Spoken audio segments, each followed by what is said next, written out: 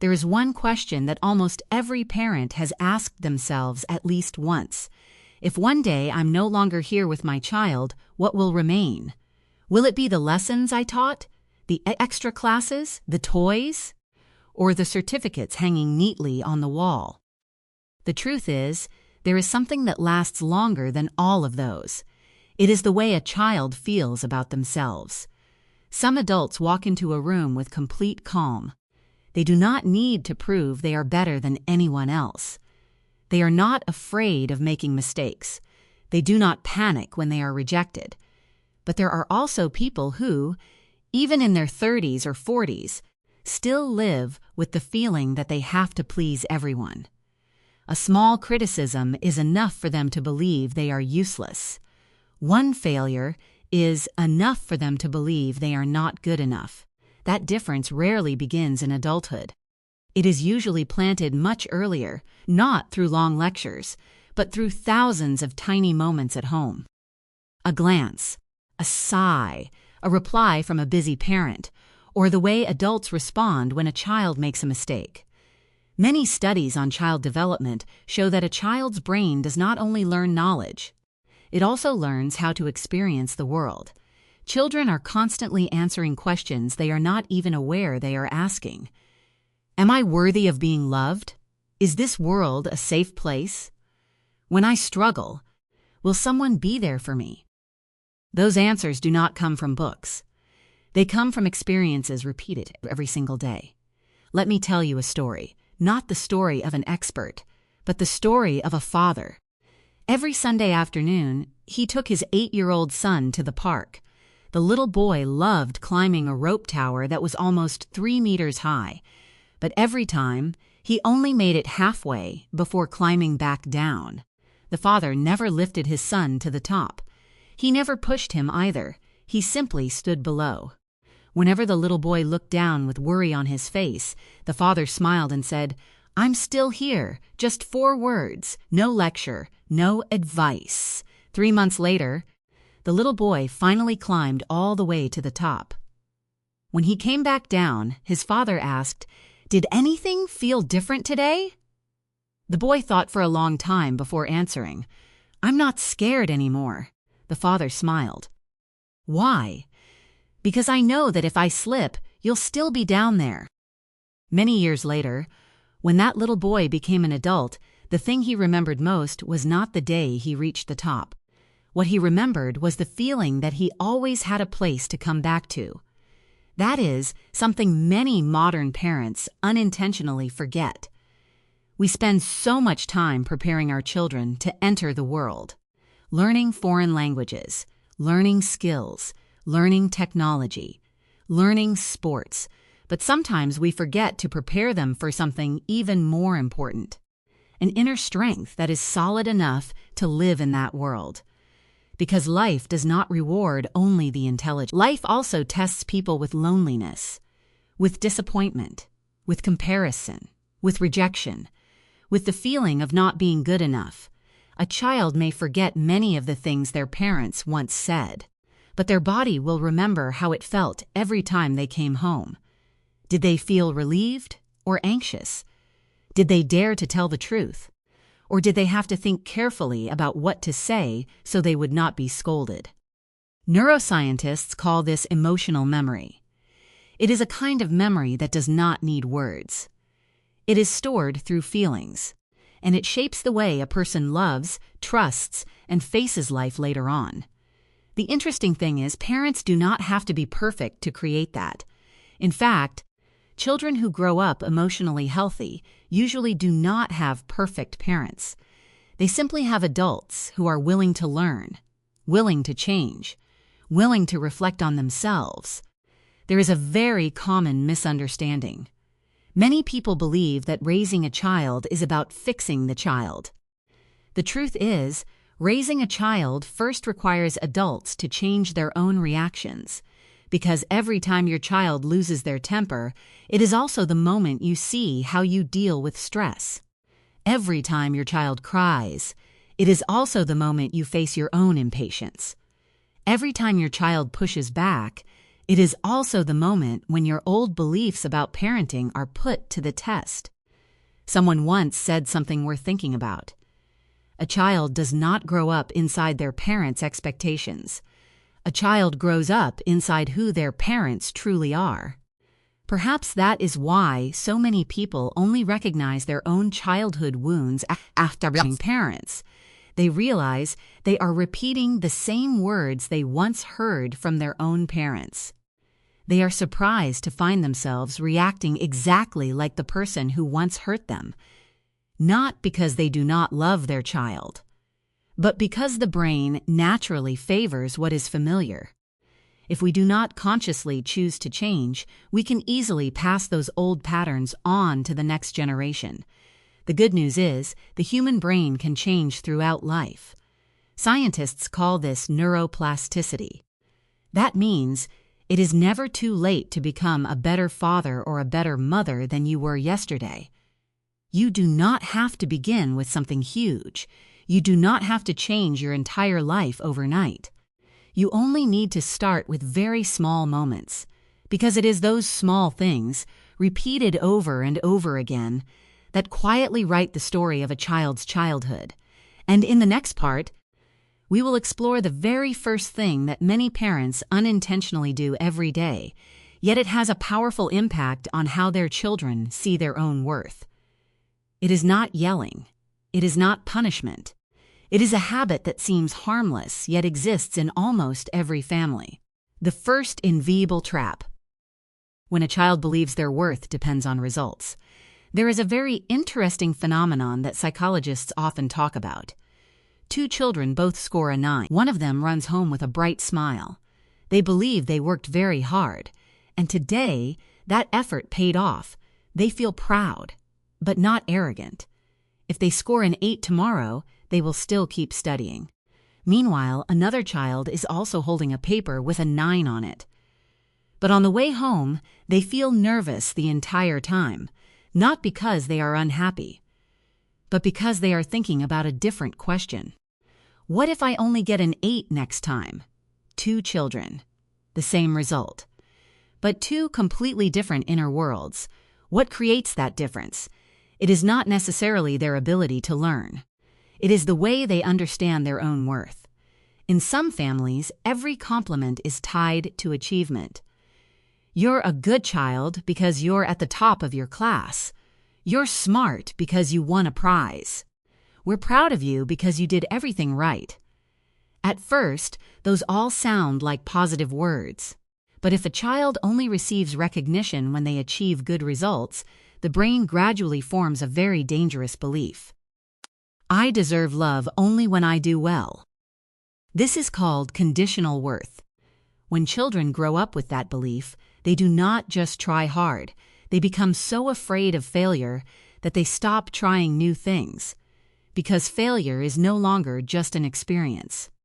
It becomes proof that they are not good enough. Have you ever met people who are incredibly talented, yet always hesitate to start something new? They prepare carefully, they read a lot, they study hard. But when it is finally time to take action, they hold back. Not because they are lazy, but because they are afraid of not being perfect. The roots of that perfectionism often begin in childhood, when a child learns that making mistakes means losing approval. There was a 10-year-old girl who loved drawing. Every day she spent hours sitting at her desk. Her first drawings were very simple, but she loved creating them. One day she proudly brought a drawing to show her mother. Her mother looked at it quickly and said, "You colored outside the lines here. Next time, try to make it more balanced. This tree doesn't look realistic yet."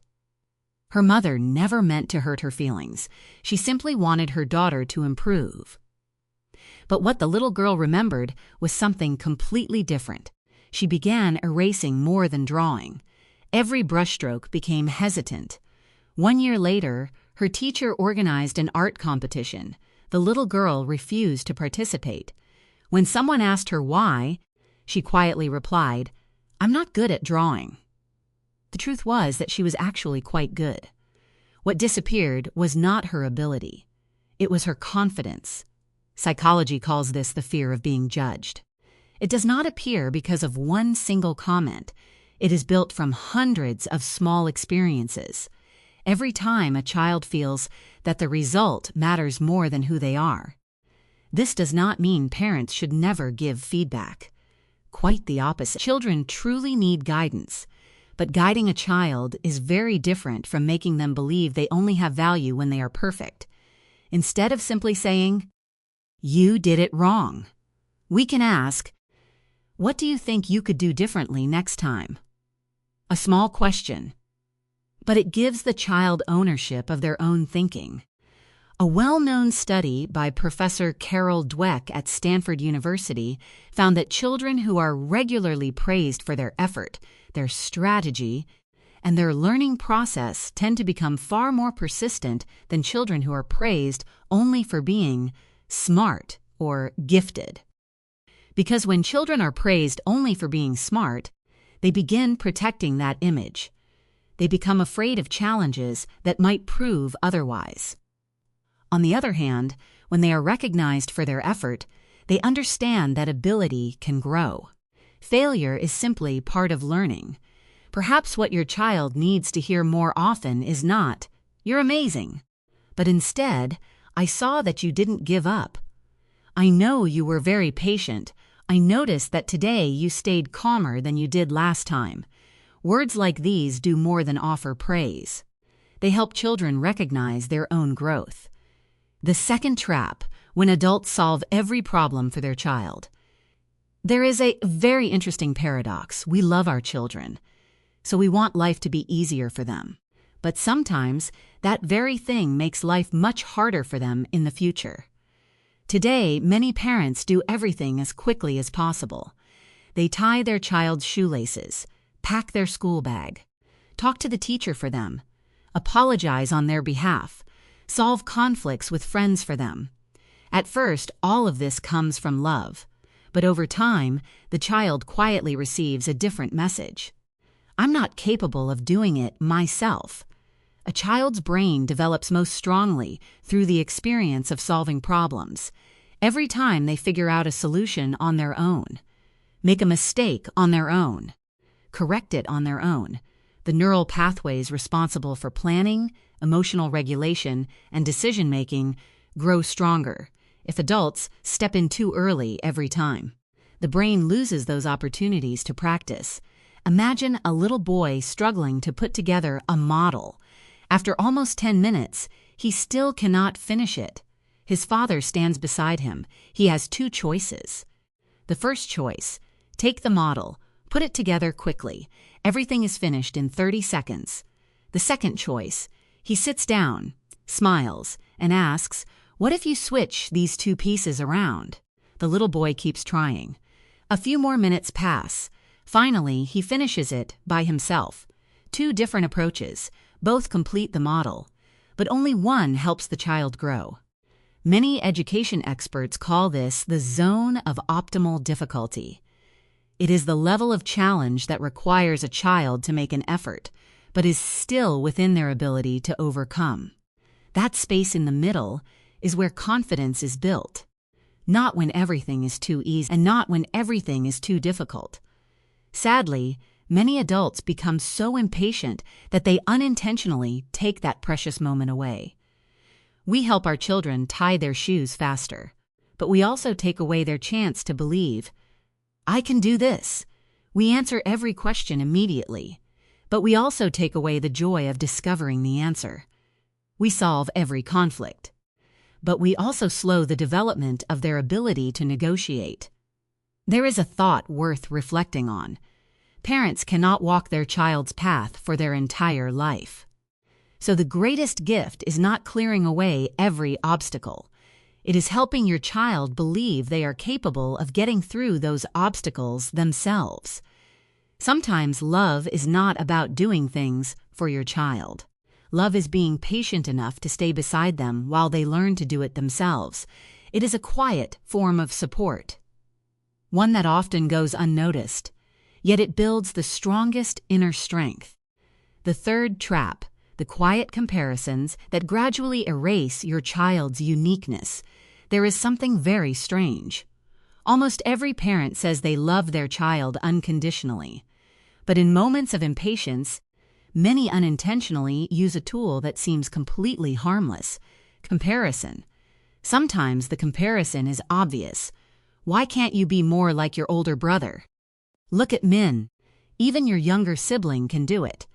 But sometimes it appears in much subtler ways. I wish you would work just a little harder. I only hope you'll try as hard as other children. Do you know how many kids are better than you? Each of those sentences may last only a few seconds, but for a child, they can remain for a very long time, not because children remember every word, but because they begin believing they are always standing behind someone else. There was a little boy who loved building robots. He was not the top student in his class. He had never won many awards. But every weekend, he could spend hours trying to make a robot's arm move more smoothly. That was his world. One day, his father took him to a gathering for families with high-achieving children.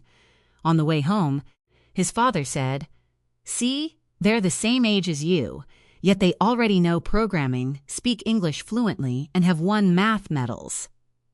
The father believed he was giving his son motivation, but the little boy stayed silent.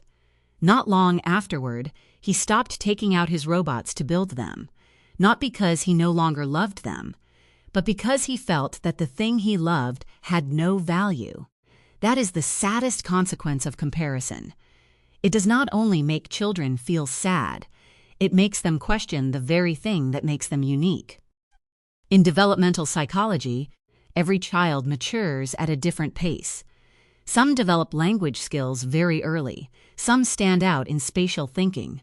Some are naturally sensitive to music. Some have a remarkable gift for connecting with other people. If we keep measuring every child with the same ruler, someone will always appear to be falling behind. But that does not reflect their true ability. In reality, many successful adults were children who never stood out in school. The difference is that they had the opportunity to discover their own strengths, instead of spending their lives chasing someone else's. Perhaps what your child needs is not to know who is better than they are. What they need is to know whether they have grown compared to who they were yesterday. Try changing one familiar question. Instead of asking, "Why can't you be like your friend?" ask, "What did you learn today that you didn't know yesterday?" Instead of saying, "Look at what your brother or sister is doing," say, "I can see you've been more persistent than you were last week." Those kinds of words shift the focus from competition to growth. From looking outward to looking inward, that is the true foundation of lasting confidence. A person who must always be better than everyone else in order to feel valuable will eventually become exhausted. But someone who measures themselves against who they were yesterday will never stop growing. That is one of the greatest gifts parents can give their children. The fourth trap: listening to respond is easy. Listening to understand is hard. Think back to the last time your child told you a story. Maybe it was something that happened at school, an argument with a friend, or simply saying they did not want to go to school that day. What was the very first thing you did? Many parents immediately begin giving advice. "You should do this. Don't do that next time. You're overthinking it. It's not a big deal." That is a very natural reaction. Adults naturally want to solve problems, but many times, children do not need solutions first. The first thing they need is to feel heard. There was a 12-year-old girl who came home looking sad. She said to her mother, "Today, I ate lunch by myself." Her mother replied almost immediately, "It's no big deal. Tomorrow, just go sit with a different group of friends." The conversation ended in less than a minute. A few days later, the girl almost completely stopped talking about school, not because everything had gotten better, but because she believed her mother would never understand how she felt. In another family, a very similar situation happened. When the daughter said, "Today, I ate lunch by myself," her father simply asked, "How did that make you feel?" The girl stayed quiet. Then she began to talk. She talked about how her group of friends had changed seats. She talked about feeling embarrassed. She talked about being afraid that people would think nobody wanted to be with her. For the first 10 minutes, her father gave almost no advice. He simply listened. By the end of the conversation, the girl quietly said, "I think tomorrow I'll try talking to a new friend." The remarkable thing is that the solution appeared only after her emotions had been released. That is how the brain works. When someone is overwhelmed by emotion, the part of the brain responsible for logical thinking becomes much less effective. If adults rush in with explanations or advice, children will have a very hard time taking them in. But when emotions are acknowledged and accepted, the brain gradually returns to a balanced state. Only then can real thinking and problem-solving begin. That is also why many psychologists spend most of their time listening before offering any advice. There is one very simple principle. If your child is crying, do not rush to fix their feelings. If your child is disappointed, do not rush to convince them they should not feel disappointed. If your child is angry, do not rush to tell them to calm down. Let your child feel that their emotions have a place. That does not mean every behavior is acceptable. A child still needs to learn responsibility. But learning responsibility becomes much easier when they do not have to spend all of their energy defending their feelings. Listening does not mean agreeing with everything your child says. Listening means saying to your child through your attitude, "What you're going through matters enough for me to give you my time."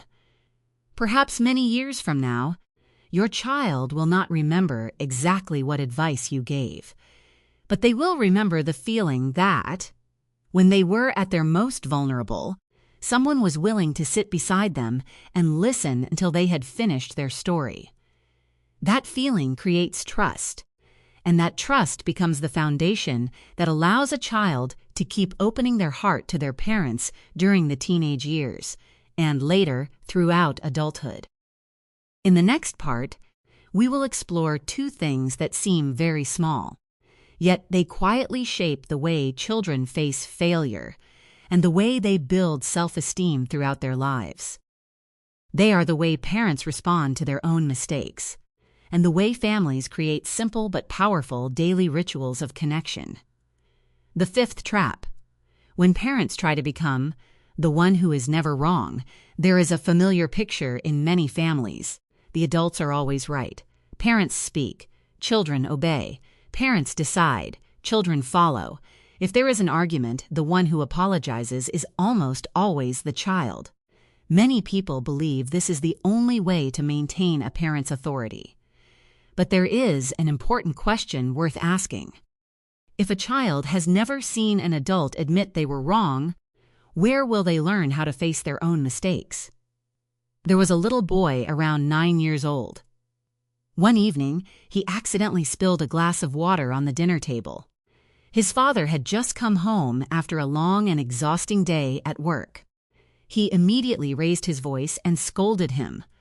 The little boy quietly wiped the table, then went to his room. About half an hour later, the father had calmed down. He walked to his son's bedroom door. He did not bring a gift. He did not make excuses about being under too much stress. He simply spoke slowly. "A little while ago, I got much angrier than I should have. The only mistake you made was spilling some water. But the way I reacted hurt you. I'm sorry." The little boy looked at his father for a long moment. Then he stepped forward and hugged him. It was a very ordinary moment. But moments like that leave very deep marks. The child learns that saying sorry does not make a person smaller.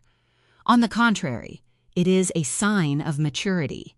In many cultures, adults worry that if they apologize to their children, the children will become disrespectful or stop respecting them. In reality, research on family attachment shows the opposite. When parents take responsibility for their own behavior, children tend to trust them more and cooperate more willingly.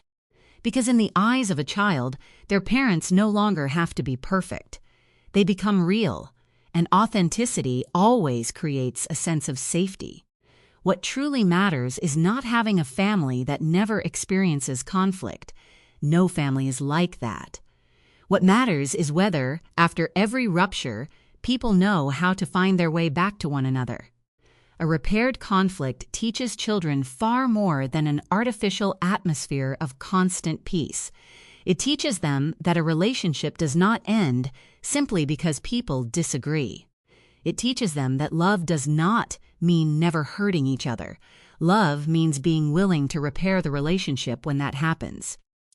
Many adults find it very difficult to say the words, "I'm sorry," not because they are arrogant, but because they never saw anyone do it when they were growing up. They were raised believing that admitting fault meant being weak.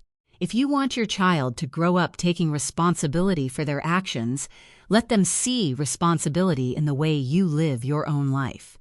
You do not need long lectures. A sincere apology given at the right moment can sometimes have more power than hundreds of lessons. The sixth trap. A busy family can lose the things that matter most. Never before has it been so easy for people to stay connected. Yet never before have so many families lived under the same roof, while truly spending so little time together. The mornings are rushed. Work ends late in the evening. At night, everyone is looking at a screen. Everyone is busy, and everyone has a perfectly reasonable explanation. The sad part is that children do not measure love by the number of hours their parents spend working to earn money.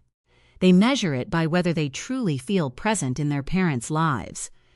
There was one very special family. The mother was a doctor. The father ran a small business. They had very little free time.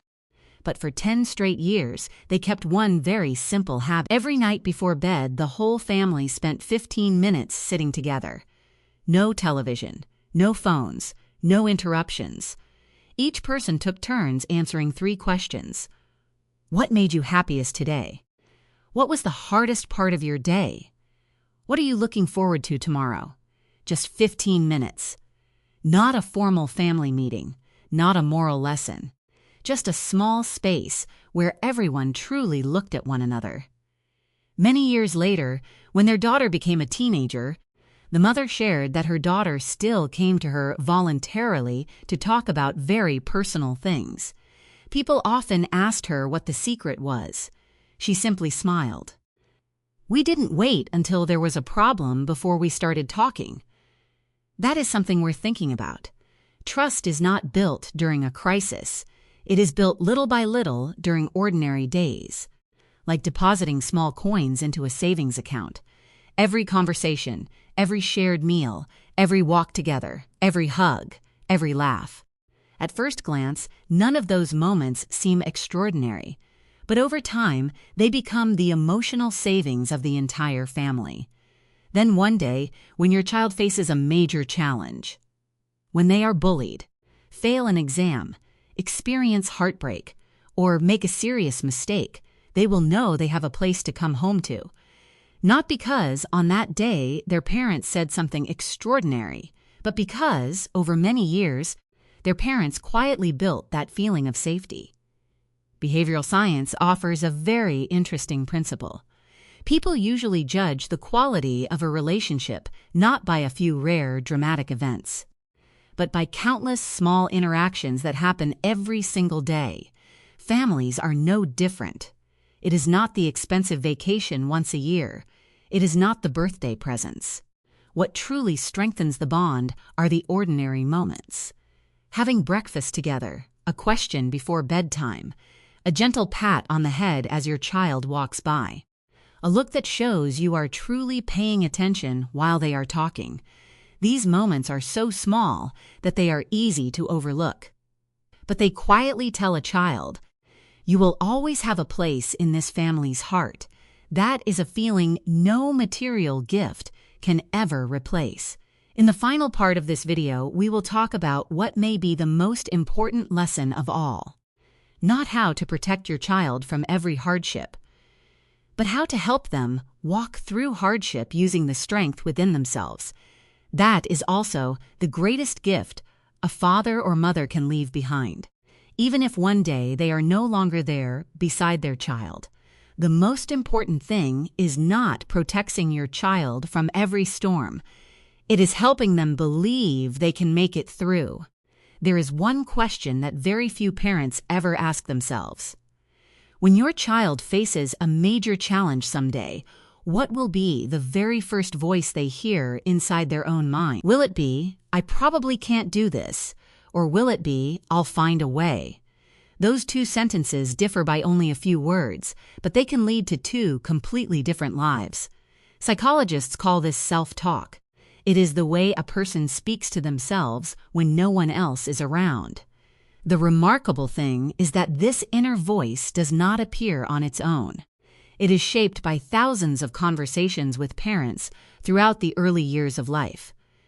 If a child constantly hears, "You're always so careless," "You never pay attention," "You can't even handle something this simple," over time, those words no longer need to come from their parents. The child begins saying them to themselves. Every time they fail, they think, "I really am not good enough. I guess I'm just not capable." That is why a parent's words always carry such extraordinary weight, not because children remember every sentence, but because they turn those sentences into beliefs about themselves. An elementary school teacher once shared a story about two of her students. Both children got the same math problem wrong. When the teacher walked over, the first boy immediately covered his notebook with his hand. He lowered his head and said, "I know I'm terrible at this." Meanwhile, the little girl sitting beside him had also made the same mistake. But she looked up with a smile. "Where did I go wrong, teacher? I'd like to try again." The interesting thing was that the two children had almost the same academic ability. The real difference was in the way they viewed mistakes. One child saw mistakes as a verdict. The other saw mistakes as information. That difference did not happen by chance. It was nurtured over many years. When a child is allowed to make mistakes without being labeled as stupid, bad, or useless, the brain no longer treats mistakes as a threat. Instead, mistakes become opportunities to learn. That is also the foundation of adaptability, one of the most important skills of this century, because the world our children are growing into is very different from the one previous generations knew. Many careers will disappear. Many new professions will emerge. The knowledge we have today can become outdated very quickly. In a world that keeps changing, the people who succeed are not necessarily the ones who know the most. They are the ones who are willing to learn something new. And to be willing to learn something new, a person must first accept that they do not know everything. To accept that, they must first stop being afraid of being judged for making mistakes. And that sense of safety begins at home. Perhaps the greatest gift parents can give their children is not a perfectly smooth path. It is the belief that, even if I fall, I can stand up again. Even if I can't do it today, I can still learn. Even if I'm different from everyone else, I still have value. Those are beliefs that money can never buy. No school can fully teach them. No course can completely replace the role of a family. A psychologist once shared a beautiful image. He said that raising a child is like growing a tree. Many people focus only on the branches and the leaves. They worry about whether the tree is tall enough, whether it has flowers yet, whether it looks as beautiful as the tree next to it. But a skilled gardener always pays attention to what lies beneath the ground. The roots, because if the roots are strong enough, the tree will know how to grow on its own. When the sun is shining, it keeps growing. When the rain comes, it stays firmly rooted. When strong winds arrive, it knows how to bend without breaking. People are the same. Achievements are the branches and leaves. Skills are the trunk. But emotional strength is the root system. If the roots are weak, one critical comment is enough to make your child doubt themselves. One failure is enough to make them want to give up. But if the roots are strong enough, your child will know that failure does not define their worth. They will know how to ask for help when they need it. They will know how to get back up after falling. They will know how to treat themselves with kindness. Those are qualities that will stay with them for the rest of their lives. Perhaps one day, your child will no longer remember the very first toy you bought them. They will not remember their favorite childhood outfit. They may not even remember the long moral lessons you tried so hard to teach. But they will remember how it felt every time they walked through the front door. They will remember whether they were allowed to be themselves. They will remember whether mistakes were met with judgment or with guidance. They will remember that whenever they were hurting, someone was willing to sit down and truly listen. They will remember that, in that home, they were loved for who they were, not for what they achieved. Then one day, your child will grow up. Perhaps they will live in another city. Perhaps they will have a family of their own. Perhaps there will be many days when you no longer get to see them. But what you plant today will continue to stay with them, in the way they treat their partner, in the way they raise their own children, in the way they overcome failure, in the way they love themselves. That is the greatest legacy parents leave behind, not wealth, not status, but a heart that is peaceful enough to live in a world full of uncertainty. If, after watching this video, you remember only one thing, let it be this. Children do not need perfect parents. They need adults who are willing to be present, willing to keep learning, and willing to love them consistently. There will be days when you lose your patience. There will be moments when you say things you later regret.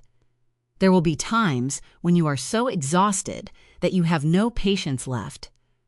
That does not make you a bad father or a bad mother.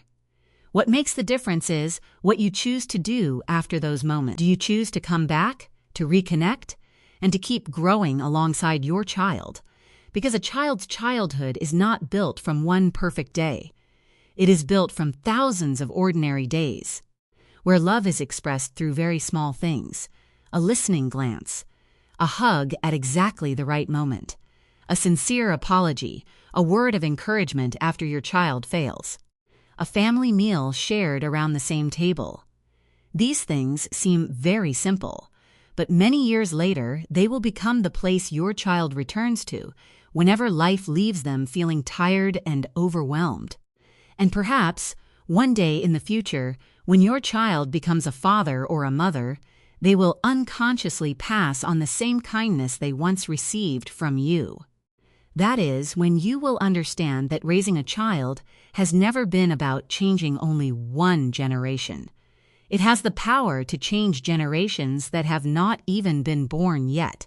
If this video has given you a new perspective, take a moment to share it with the fathers, mothers, or grandparents who are walking alongside children every day. Sometimes, just one small change in the way we listen, the way we talk, and the way we love today can become the greatest gift a child carries with them for the rest of their life.